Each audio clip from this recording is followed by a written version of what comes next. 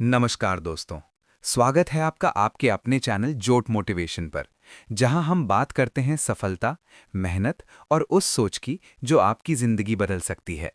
अगर आप अपने सपनों को सच करना चाहते हैं, खुद को बेहतर बनाना चाहते हैं और जिंदगी में कुछ बड़ा हासिल करना चाहते हैं, तो आप बिल्कुल सही जगह पर हैं।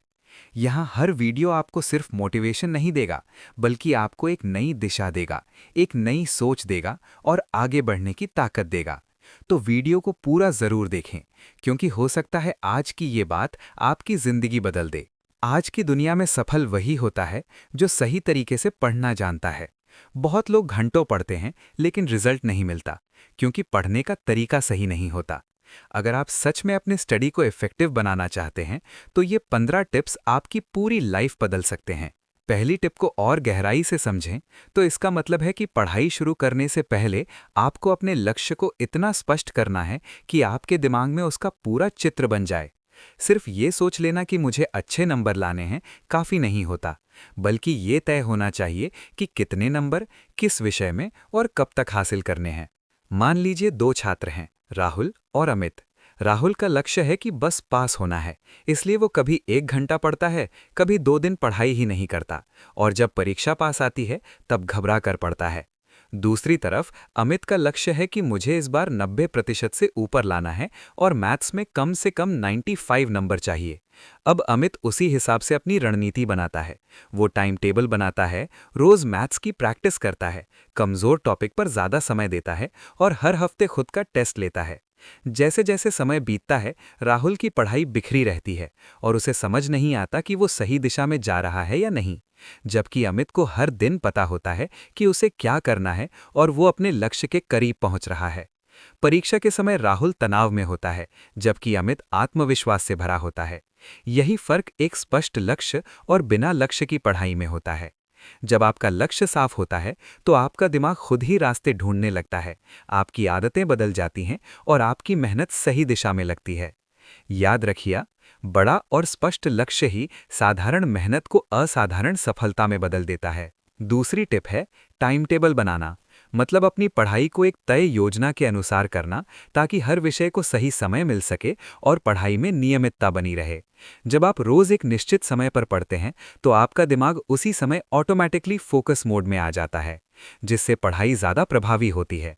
उदाहरण के लिए, अगर कोई छात्र रोज सुबह 6 से 8 बजे तक मैथ्स पढ़ने का टाइम फिक्स कर लेता है, तो कुछ दिनों बाद उसे उस समय पढ़ना आसान और आदत जैसा लगने लगता है, जिससे उसकी कंसंट्रेशन और परफॉर्मेंस दोनों बेहतर हो जाते हैं। याद रखिए, सही टाइम टेबल आपकी पढ़ाई को दिशा और गति दोनों देता है। तीसरी टिप है पोमोडोरो टेक्निक को अगर विस्तार से समझें, तो ये सिर्फ 25 मिनट पढ़ाई और 5 मिनट ब्रेक लेने का नियम नहीं है, बल्कि ये आपके दिमाग को थकने से बचाकर लंबे समय तक फोकस बनाए रखने की एक वैज्ञानिक तकनीक है। मान लीजिए एक छात्र है रोहित। पहले वो रोज 3-4 घंटे लगातार पढ़ने की कोशिश करता था।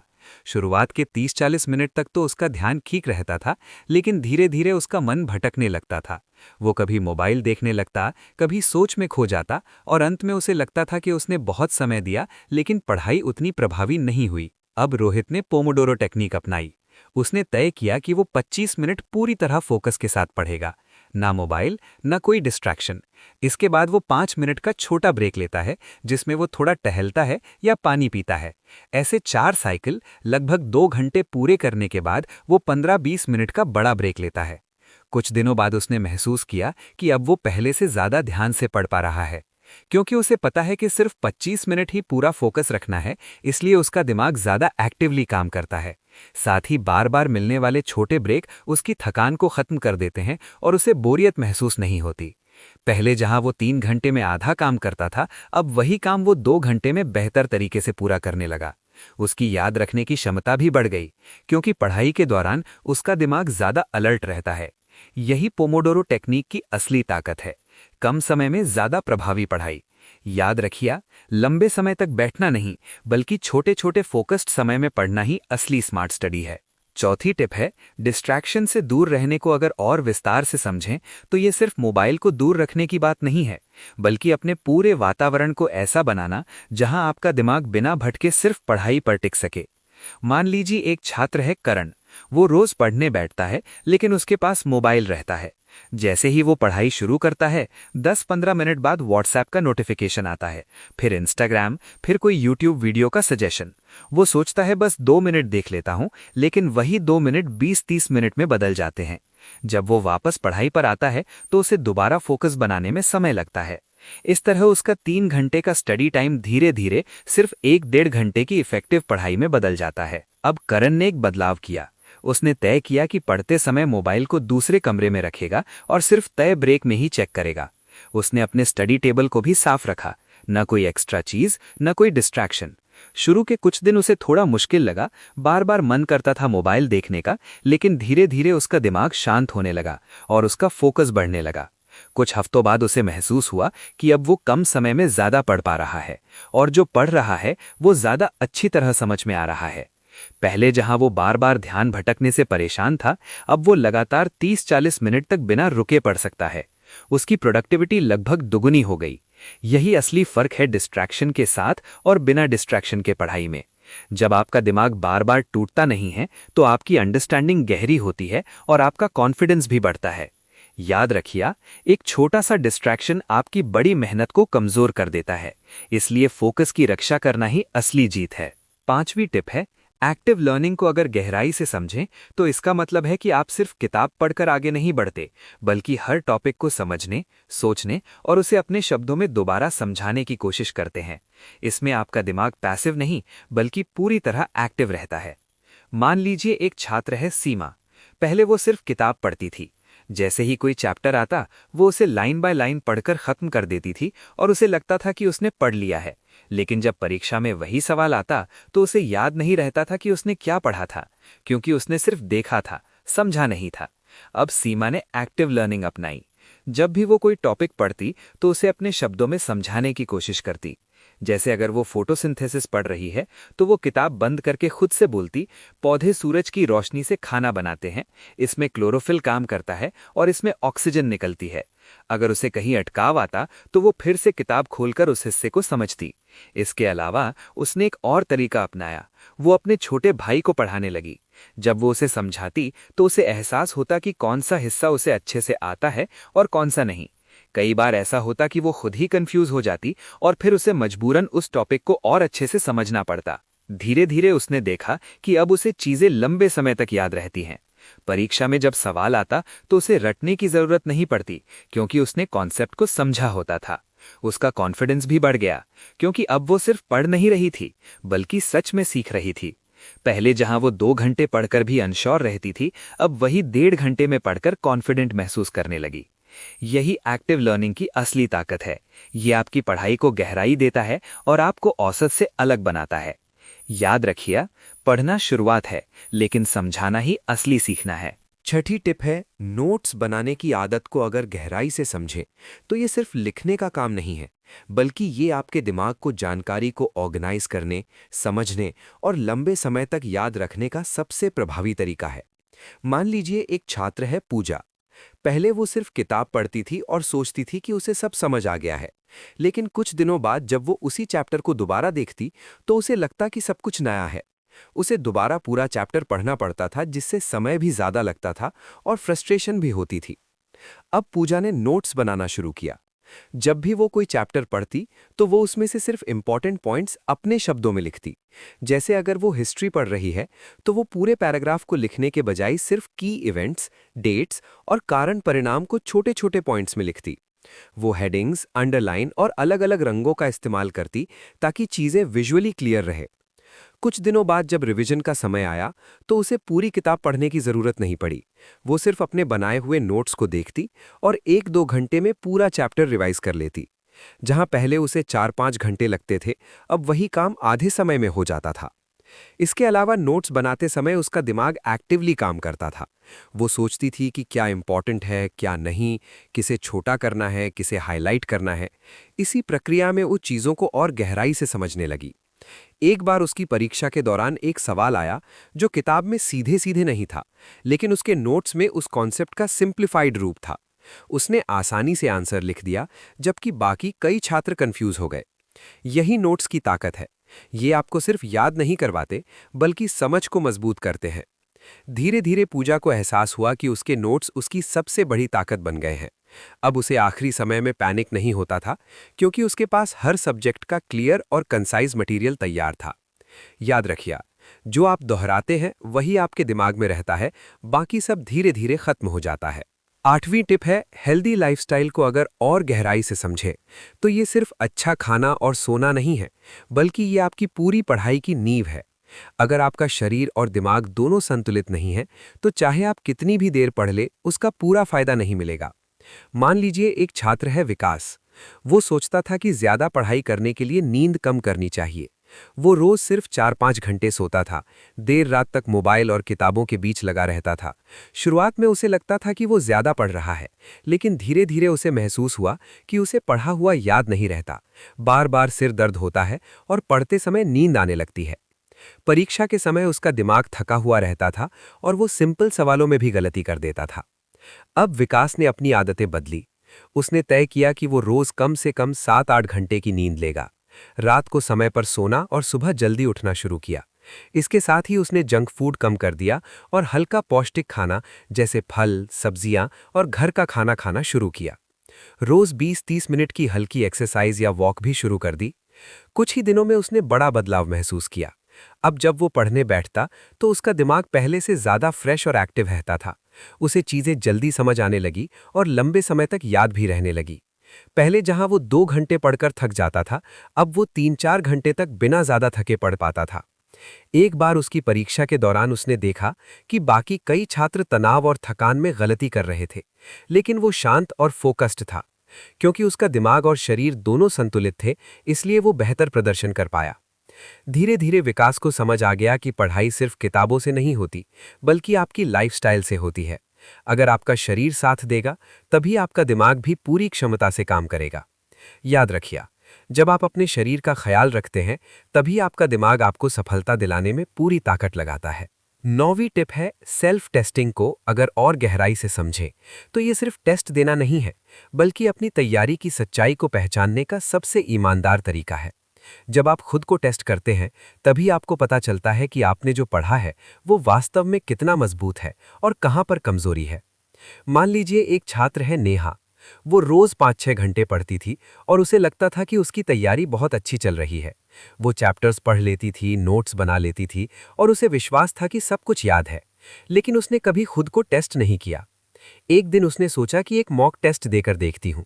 जब उसने टेस्ट दिया तो उसे एहसास हुआ कि जो चीजें उसे आसान लग रही थीं, उनमें भी वो गलती कर रही है। कई सवाल ऐसे थे जो उसने पढ़े तो थे, लेकिन सही तरीके से लिख नहीं पा रही थी। उसका स्कोर उम्मीद से काफी कम आया। शुरुआत में उसे थोड़ा बुरा लगा, लेकिन यहीं से उसका असली सुधार शुरू हुआ। अब नेहा ने अपनी स्ट्रैटेजी बदली। उसने तय किया कि हर हफ्ते एक फुल मॉक टेस्ट देगी और रोज छोटे छोटे सेल्फ टेस्ट्स भी करेगी। टेस्ट देने के बाद वो सिर्फ मार्क्स नहीं देखती थी, बल्कि हर गलती को एनालाइज करती थी। कहाँ कॉन्सेप्ट क्लियर नहीं था, कहाँ जल्दबाजी में मिस्टेक हुई और कहाँ उसे और प्रैक्टिस की जरूरत है। धीरे धीरे उसने अपनी कमजोरियों पर काम करना शुरू किया। जिस टॉपिक में गलती होती, वो उसे दोबारा पढ़ती, एक्स्ट्रा क्वेश्चन सॉल्व करती और फिर उसी पर खुद को टेस्ट करती। कुछ ही हफ्तों में उसका स्कोर बढ़ने लगा और उसका कॉन्फिडेंस भी मजबूत हो गया। परीक्षा के समय जब वो असली पेपर देने गई तो उसे डर नहीं लगा, क्योंकि वो पहले ही कई बार खुद को उसी स्थिति में डाल चुकी थी। उसके लिए ये एक और प्रैक्टिस जैसा था। जहां बाकी छात्र घबरा रहे थे, वहां नेहा शांत और फोकस्ड थी। यही सेल्फ टेस्टिंग की असली ताकत है। ये आपको आपकी असली स्थिति दिखाता है और सुधार का रास्ता भी देता है। बिना टेस्ट के आप सिर्फ ये सोचते रह जाते हैं कि आप तैयार हैं, लेकिन टेस्ट करके आप जान पाते हैं कि आप सच में कितने तैयार हैं। याद रखिए, जो आप दोहराते हैं वही आपके दिमाग में रहता है, बाकी सब धीरे धीरे खत्म हो जाता है। 10वीं टिप है, पॉजिटिव माइंडसेट को अगर और गहराई से समझें तो ये सिर्फ अच्छा सोचो वाली बात नहीं है, बल्कि ये आपके पूरे बिहेवियर, मेहनत और परिणाम को प्रभावित करता है। आपका दिमाग जैसा सोचता है, आपका शरीर और एक्शंस भी वैसे ही काम करने लगते हैं। मान लीजिए एक छात्र है आरव। जब भी वो कोई मुश्किल सब्जेक्ट जैसे मैथ्स पढ़ने बैठता, तो उसके मन में पहले ही एक सोच आ जाती कि ये मुझसे नहीं होगा, मैं इसमें कमजोर हूं। जैसे ही वो सवाल देखता, उसका कॉन्फिडेंस गिर जाता। वो कोशिश करने से पहले ही हार मान लेता और जल्दी जल्दी छोड़ देता। धीरे धीरे ये उसकी आदत बन गई और उसका डर और बढ़ता गया। अब एक दिन उसके टीचर ने उसे समझाया कि समस्या सब्जेक्ट में नहीं, उसकी सोच में है। आरव ने अपनी माइंडसेट बदलने का फैसला किया। अब जब भी वो पढ़ने बैठता तो खुद से कहता, शायद अभी मुश्किल लगे लेकिन मैं समझ सकता हूं, मैं कोशिश करूंगा। शुरुआत में फिर भी कठिनाई हुई, लेकिन इस बार उसने हार नहीं मानी। उसने एक सवाल को 2-3 बार कोशिश की, जरूरत पड़ी तो सल्यूशन देखा, फिर दोबारा खुद से हल किया। हर छोटे छोटे सही आंसर पर उसने खुद को मोटिवेट किया। धीरे धीरे उसका डर कम होने लगा। जो सवाल पहले उसे इम्पॉसिबल लगते थे, अब वो उन्हें स्टेप बाय स्टेप हल करने लगा। उसका कॉन्फिडेंस बढ़ा और वो पढ़ाई में ज्यादा समय और ध्यान देने लगा। कुछ महीनों बाद वही आरव जो मैथ्स से डरता था, अब उसी सब्जेक्ट में अच्छे मार्क्स लाने लगा। फर्क सिर्फ इतना था कि पहले वो नहीं होगा सोचता था और अब वो कोशिश करूंगा सोचने लगा था। यही पॉजिटिव माइंडसेट की ताकत है। ये आपको हार मानने से रोकता है और कोशिश करते रहने की ताकत देता है। याद रखिए, जब आपका दिमाग मान लेता है कि आप कर सकते हैं, तो आपका पूरा शरीर और मेहनत उसी दिशा में लग जाती है। 11वीं टिप है, स्मार्ट स्टडी को अगर और गहराई से समझें तो इसका मतलब है कम समय में ज्यादा सही और प्रभावी तरीके से पढ़ाई करना। ये सिर्फ ज्यादा मेहनत करने की बात नहीं है, बल्कि ये समझने की बात है कि क्या पढ़ना है, कैसे पढ़ना है और कब पढ़ना है। मान लीजिए एक छात्र है संदीप। वो रोज 8-9 घंटे पढ़ाई करता था, लेकिन उसका रिजल्ट औसत ही रहता था। वो पूरी किताब शुरू से अंत तक पढ़ता था, हर टॉपिक को बराबर समय देता था, चाहे वो एग्जाम में इंपॉर्टेंट हो या नहीं। वो बहुत मेहनत करता था, लेकिन उसकी मेहनत सही दिशा में नहीं थी। दूसरी तरफ एक छात्र है विवेक। वो रोज 5-6 घंटे पढ़ता था, लेकिन पढ़ाई शुरू करने से पहले उसने पूरे सिलेबस का एनालिसिस किया। उसने पिछले साल के क्वेश्चन पेपर्स देखे, इंपॉर्टेंट टॉपिक्स की लिस्ट बनाई और ये समझा कि कौन से चैप्टर्स से ज्यादा सवाल आते हैं। अब विवेक ने अपनी स्ट्रैटेजी बनाई। वो पहले हाई वेटेज टॉपिक्स पर फोकस करता, उन्हें गहराई से समझता और बार बार प्रैक्टिस करता। कम इंपॉर्टेंट टॉपिक्स को वो बाद में करता या सिर्फ ओवरव्यू लेता।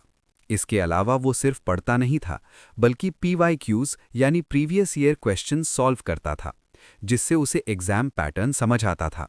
जब दोनों ने परीक्षा दी तो संदीप को कई ऐसे सवाल मिले जिन पर उसने ज्यादा ध्यान नहीं दिया था, क्योंकि वो हर चीज बराबर पढ़ रहा था।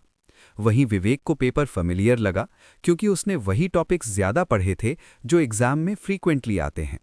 धीरे धीरे ये फर्क साफ दिखने लगा। संदीप ज्यादा मेहनत करने के बावजूद एवरेज मार्क्स ला रहा था, जबकि विवेक कम समय में ज्यादा बेहतर स्कोर कर रहा था। यही स्मार्ट स्टडी की असली ताकत है। ये आपको बिजी नहीं, बल्कि प्रोडक्टिव बनाती है। आप वही पढ़ते हैं जो जरूरी है और उसी तरीके से पढ़ते हैं जिससे रिजल्ट आता है। याद रखिएगा, हर मेहनत सफलता नहीं देती, लेकिन सही दिशा में की गई मेहनत हमेशा परिणाम देती है।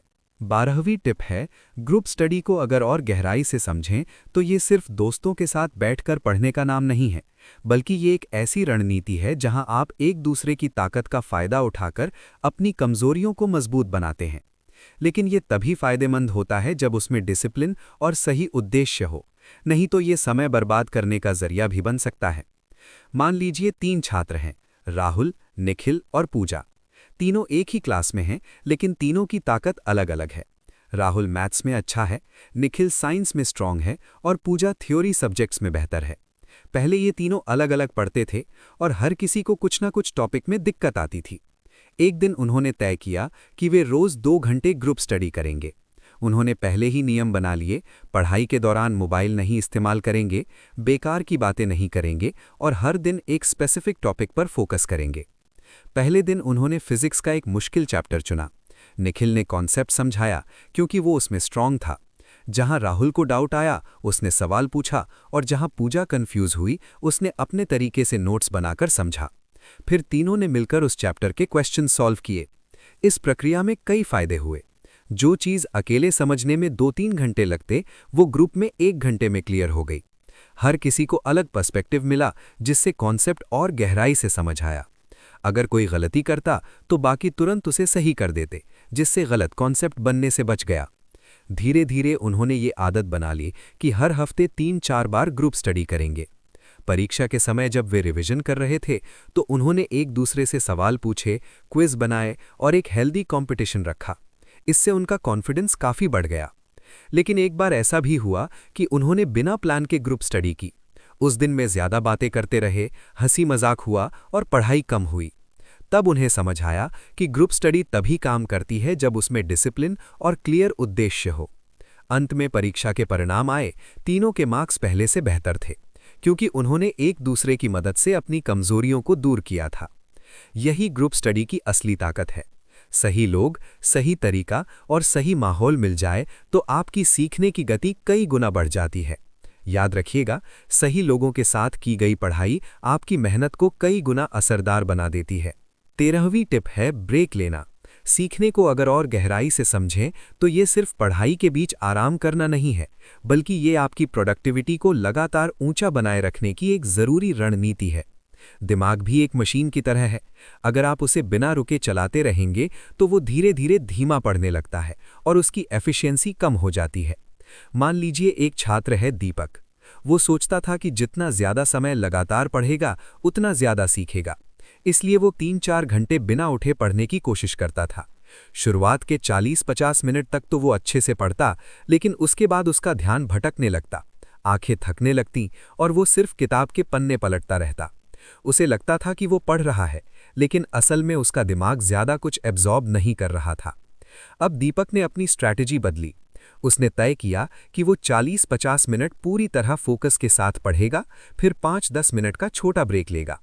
इस ब्रेक में वो मोबाइल इस्तेमाल नहीं करता था, बल्कि थोड़ा टहलता, पानी पीता या आंखों को आराम देता।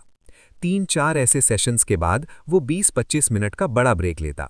शुरुआत में उसे लगा कि वो कम समय पढ़ रहा है, लेकिन कुछ दिनों बाद उसे बड़ा फर्क महसूस हुआ। अब जब वो पढ़ने बैठता तो उसका दिमाग ज़्यादा फ्रेश रहता था। हर सेशन में उसका फोकस पहले से ज़्यादा मजबूत होता गया। जहां पहले 3 घंटे में वो आधा ही समझ पाता था, अब वही चीज़ वो 2 घंटे में बेहतर तरीके से समझने लगा। एक दिन उसने एक्सपेरिमेंट किया। एक दिन उसने बिना ब्रेक के 3 घंटे पढ़ाई की और दूसरे दिन उसी 3 घंटे को छोटे छोटे सेशंस में बांटकर पढ़ाई की। दूसरे दिन उसने ज़्यादा टॉपिक्स कवर किए, ज़्यादा अच्छे से समझा और उसे ज़्यादा चीज़ें याद भी रहीं। धीरे धीरे दीपक को समझ आया कि ब्रेक लेना समय बर्बाद करना नहीं है, बल्कि ये आपकी दिमाग को रिचार्ज करके आपकी पढ़ाई को और प्रभावी बनाता है। अब वो हर स्टडी सेशन के बाद छोटा ब्रेक ज़रूर लेता था, जिससे उसकी थकान कम रहती और मोटिवेशन बना रहता। याद रखिएगा, बिना रुके पढ़ना आपको थका देता है, लेकिन सही समय पर लिया गया ब्रेक आपको और मजबूत बनाता है। 14वीं टिप है कंसिस्टेंसी। को अगर और गहराई से समझें तो इसका मतलब है रोज़ाना एक तय मात्रा में पढ़ाई करना, चाहे आपका मन हो या ना हो। ये आदत धीरे धीरे आपके दिमाग को ट्रेन करती है और पढ़ाई को आपकी दिनचर्या का हिस्सा बना देती है। मान लीजिए 2 छात्र हैं, मोहित और करण। मोहित बहुत जोश में आकर एक दिन 8-10 घंटे पढ़ लेता है, लेकिन अगले 2-3 दिन उसका मन नहीं करता और वो पढ़ाई छोड़ देता है। फिर जब गिल्ट होता है तो वो फिर एक दिन बहुत ज़्यादा पढ़ लेता है। उसकी पढ़ाई में कोई स्थिरता नहीं होती, कभी बहुत ज़्यादा, कभी बिल्कुल नहीं। दूसरी तरफ करण है। वो रोज़ सिर्फ 3-4 घंटे पढ़ता है, लेकिन एक भी दिन नहीं छोड़ता। चाहे उसका मन करे या ना करे, वो अपने तय समय पर बैठता है और पढ़ाई करता है। शुरुआत में उसे लगता है कि वो कम पढ़ रहा है, लेकिन कुछ हफ्तों बाद फर्क साफ दिखने लगता है। मोहित को बार बार टॉपिक्स दोबारा पढ़ने पड़ते हैं, क्योंकि बीच बीच में गैप आने से वो चीज़ें भूल जाता है। उसका फ्लो टूटता रहता है और हर बार उसे नई शुरुआत करनी पड़ती है। वहीं करण का फ्लो बना रहता है, क्योंकि वो रोज़ पढ़ता है, उसका दिमाग लगातार उसी दिशा में काम करता है और उसे चीज़ें लंबे समय तक याद रहती हैं। 3 महीने बाद जब वे अपनी तैयारी देखते हैं तो मोहित को लगता है कि उसने बहुत समय दिया, लेकिन उसका सिलेबस पूरा नहीं हुआ। वहीं करण ने धीरे धीरे लेकिन लगातार पढ़कर अपना पूरा सिलेबस मजबूत कर लिया होता है। परीक्षा के समय मोहित घबराया हुआ होता है, क्योंकि उसे लगता है कि बहुत कुछ बाकी है। वहीं करण शांत और कॉन्फिडेंट होता है, क्योंकि उसने हर दिन थोड़ा थोड़ा करके अपनी तैयारी मजबूत कर ली होती है। कंसिस्टेंसी का असली असर यही है। ये आपको हर दिन थोड़ा आगे बढ़ाता है और समय के साथ यही छोटे छोटे कदम बड़ी सफलता में बदल जाते हैं। याद रखिएगा, रोज की छोटी मेहनत कभी कभी की बड़ी मेहनत से ज्यादा ताकतवर होती है। 15वीं और सबसे महत्वपूर्ण टिप है नेवर गिव अप। को अगर और गहराई से समझें तो ये सिर्फ एक मोटिवेशनल लाइन नहीं है, बल्कि ये वो आदत है जो आपको बाकी लोगों से अलग बनाती है। असली फर्क मेहनत में नहीं, बल्कि उस समय में होता है जब मुश्किल आने पर आप टिके रहते हैं या हार मान लेते हैं। मान लीजिए एक छात्र है ईशान। वो एक कॉम्पिटिटिव एग्जाम की तैयारी कर रहा था। शुरुआत में वो बहुत मोटिवेटेड था। रोज 6-7 घंटे पढ़ता था, नोट्स बनाता था और मॉक टेस्ट्स भी देता था। लेकिन जैसे जैसे समय बीता, उसे कई चैलेंजेस आने लगे। मॉक टेस्ट्स में उसके मार्क्स कम आने लगे, कुछ टफ टॉपिक्स बार बार समझ में नहीं आ रहे थे और उसे लगने लगा कि शायद ये उसके बस की बात नहीं है। एक समय ऐसा आया जब उसने सोचा कि अब छोड़ देता हूँ, इतना पढ़कर भी रिजल्ट नहीं आ रहा, शायद मैं इसके लिए बना ही नहीं हूँ। उसके आसपास कुछ लोग भी थे जो उसे बोल रहे थे कि ये एग्ज़ाम बहुत टफ है, हर किसी से नहीं होता। ये वो पल था जहाँ ज़्यादातर लोग हार मान लेते हैं। लेकिन ईशान ने फैसला किया कि वो एक बार और कोशिश करेगा। उसने अपनी गलतियों को एनालाइज करना शुरू किया।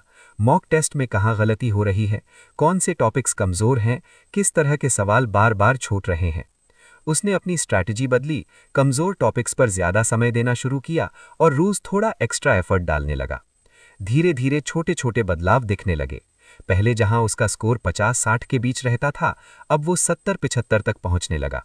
ये बहुत बड़ा जंप नहीं था, लेकिन ये संकेत था कि वो सही दिशा में जा रहा है। कई बार फिर भी ऐसा होता था कि उसका स्कोर गिर जाता और वो फिर से निराश हो जाता। लेकिन इस बार उसने हार नहीं मानी। उसने खुद को याद दिलाया कि गिरना प्रोसेस का हिस्सा है और हर गिरावट के बाद उठना ही असली जीत है। परीक्षा का दिन आया। ईशान नर्वस था, लेकिन उसने खुद को संभाला और पूरे फोकस के साथ पेपर दिया। जब रिजल्ट आया तो वो सिलेक्टेड था। ये सिर्फ उसकी मेहनत का नहीं, बल्कि उसकी परसिस्टेंस का परिणाम था। उसने उस समय हार नहीं मानी जब सबसे ज्यादा मन कर रहा था छोड़ने का।